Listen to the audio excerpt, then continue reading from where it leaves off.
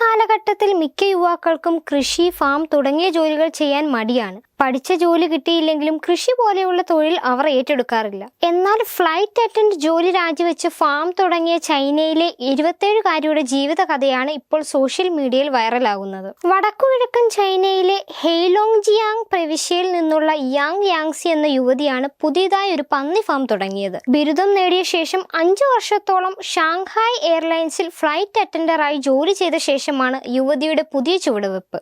സാമ്പത്തിക ശേഷി ഇല്ലാത്തതിനാൽ അവളുടെ കുടുംബത്തിന് ആഡംബര ജീവിതം നയിക്കാൻ കഴിഞ്ഞില്ല. യാങ് തുടർ വിദ്യാഭ്യാസം തുടരുകയും ഒരു ഫ്ലൈറ്റ് അറ്റൻഡറായി സേവനമനുഷ്ഠിക്കുന്നതിനായി ചൈനയുടെ പ്രധാന സാമ്പത്തിക കേന്ദ്രങ്ങളിലൊന്നായ ഷാങ്ഹായിലേക്ക് കുടിയേറുകയും ചെയ്തു. അവളുടെ വരുമാനം സ്ഥിരമായിരുന്നു. അവൾ ആ നഗരത്തിൽ ആഡംബര ജീവിതം ആസ്വദിച്ചു. വ്യോമയാന വ്യവസായത്തിൽ തന്റെ കരിയർ കെട്ടിപ്പടുക്കാൻ അവൾ രാജ്യമെമ്പാടും പോയി. അങ്ങനെ 5 വർഷം കടന്നുപോയി. എന്നാൽ ചില ഘട്ടങ്ങളിൽ യാങ്ങിന്റെ പ്രതിമാസ ശമ്പളം കുറഞ്ഞതിനാൽ അവളുടെ വരുമാനം കുത്തനെ ഇടിഞ്ഞു. അങ്ങനെ ാണ് മാതാപിതാക്കളെ കുറിച്ചും അവർ സഹിക്കേണ്ടി വന്ന നിരവധി സാമ്പത്തിക ബാധ്യതകളെ കുറിച്ചും അവൾ ആശങ്കാകുലയായത്. തുടർന്ന് ഫ്ലൈറ്റ് അറ്റൻഡന്റ് ജോലി യാങ്സി ഉപേക്ഷിച്ചു. യുവതിയുടെ മുൻകാല ജീവിതശൈലി മാതാപിതാക്കൾ കഷ്ടപ്പെടുന്നതിന്റെ വിയർപ്പാണെന്ന് മനസ്സിലാക്കി ജീവിതത്തിൽ കുറച്ച് ഉത്തരവാദിത്തം ഏറ്റെടുക്കാൻ അവൾക്ക് തോന്നി. അങ്ങനെയിരിക്കെയാണ് അവൾ ഷാങ്ഹായിൽ നിന്നും തന്റെ എയർലൈൻസ് ജോലിയെല്ലാം ഉപേക്ഷിച്ച് മാതാപിതാക്കൾക്കൊപ്പം ഗ്രാമത്തിലേക്ക് മടങ്ങിയത്. 2023 ഏപ്രിലാണ് യാങ് ഒരു ബന്ധുവിന്റെ പന്നി ഫാം ഏറ്റെടുത്തത്.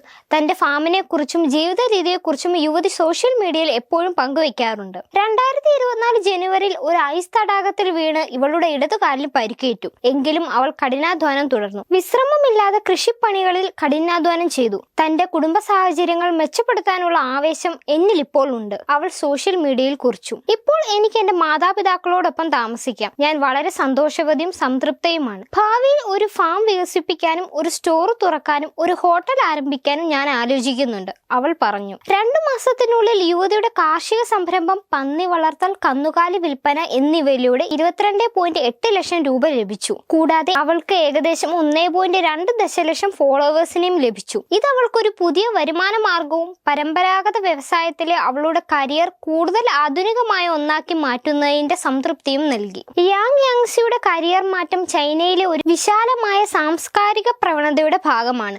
അവിടെ നിരവധി യുവാക്കൾ പരമ്പരാഗത തൊഴിൽ പാതകളെ പുനർമൂല്യനിർണ്ണയം ചെയ്യുന്നു. ഉയർന്ന പദവിയുള്ള ജോലികളെക്കാൾ യുവാക്കൾ വ്യക്തിപരമായ പൂർത്തീകരണം, ജീവിത നിലവാരം, അവരുടെ താല്പര്യങ്ങളുമായി പൊരുത്തപ്പെടുന്ന ജോലി എന്നിവയ്ക്ക് മുൻഗണന നൽകുന്നു. ഉദാഹരണത്തിന് 2024 ജനുവരിയിൽ ചൈനയിലെ ഏറ്റവും പ്രശസ്തമായ സ്ഥാപനങ്ങളിൽ ഒന്നായ സിംഗ്വ യൂണിവേഴ്സിറ്റിയിൽ നിന്ന് ബിരുദം നേടിയ ഒരു കോർപ്പറേറ്റ് കരിയർ ഏറ്റെടുക്കുന്നതിന് പകരം പാചക സ്കൂളിൽ ചേർന്നു. 2023 ജൂലൈയിൽ ഗാങ്ഡോങ് പ്രവിശ്യയിലെ തത്വചിന്ത വിദ്യാർത്ഥികൾ ഒരു സ്ട്രീറ്റ് ഫുഡ് സ്റ്റാൾ നടത്താൻ തുടങ്ങി. ഗ്രിൽ ചെയ്ത സോസേജുകൾ വിൽക്കുമ്പോൾ ഉപഭോക്താക്കളുമായി തത്വചിന്ത ചർച്ചയിൽ അവർ ഏർപ്പെട്ടു. ഇങ്ങനെ നീളുകയാണ് ചൈനയിലെ പരമ്പരാഗത തൊഴിൽ മേഖലയിൽ തിളങ്ങുന്ന ചെറുപ്പക്കാർ.